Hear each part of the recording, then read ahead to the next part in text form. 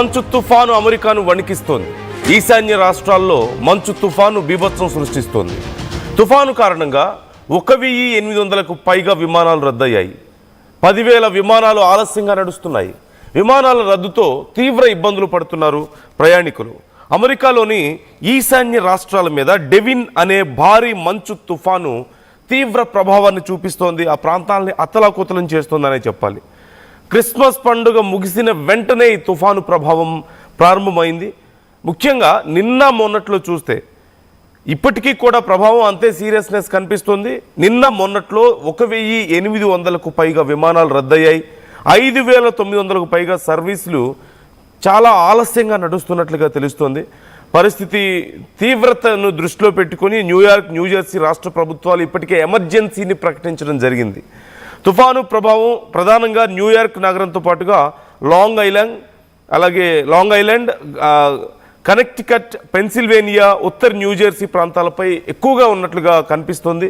జాతీయ వాతావరణ విభాగం NWS ప్రకారం సుమారుగా 2.3 కోట్ల మందికి ఈ వింటర్ స్టార్మ్ హెచ్చరికలు జారీ చేసినట్లుగా తెలుస్తోంది.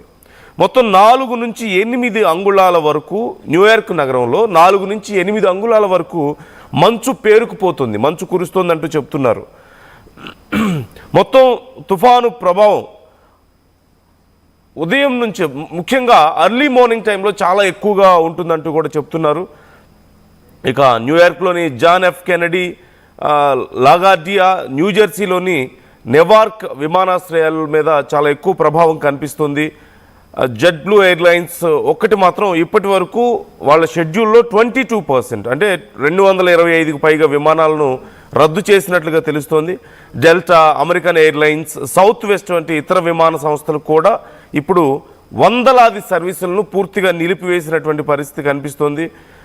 కొన్ని ట్రావెల్ వేవర్లను కూడా ఇప్పటికే ప్రకటించడం జరిగింది ప్రయాణికుల సౌకర్యం కోసం. మొత్తం మీద ఇప్పటికే పరిస్థితి చాలా దారుణంగా ఉంది. పరిస్థితిని న్యూయార్క్ గవర్నర్ కేథీ హోచిల్, అలాగే న్యూజెర్సీ గవర్నర్ ఫిల్ మర్ఫీ కూడా దీనికి సంబంధించి అడ్రస్ చేశారు.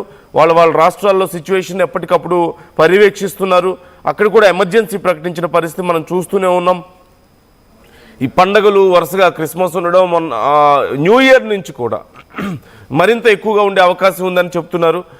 క్రిస్మస్, న్యూ ఇయర్, ఆ తర్వాత వరుస పండుగలు ఉన్న నేపథ్యంలో ప్రయాణాలు చేసేవాళ్ళు జాగ్రత్తగా ఉండండి, ఇప్పుడున్నటువంటి పరిస్థితులకు అనుగుణంగా మీ ప్రయాణాలను ప్లాన్ చేసుకోండి అంటూ కూడా సూచిస్తున్నారు. 5 నుంచి 7-8 అంగుళాల ఎత్తు వరకు మంచు పేరుకుపోతుంది అంటే పరిస్థితి ఎంత దారుణంగా ఉందో అర్థం చేసుకోవచ్చు. ఇళ్ల ముందు రాత్రి పార్క్ చేసిన కార్లు ఉదయానికల్లా పూర్తిగా మంచులో కూరుకుపోతున్నటువంటి పరిస్థితి కనిపిస్తుంది. రోడ్లు సైతం చాలా ప్రాంతాల్లో రోడ్ల మీద బయటికి వాహనాలు తీయలేకపోతున్నారు.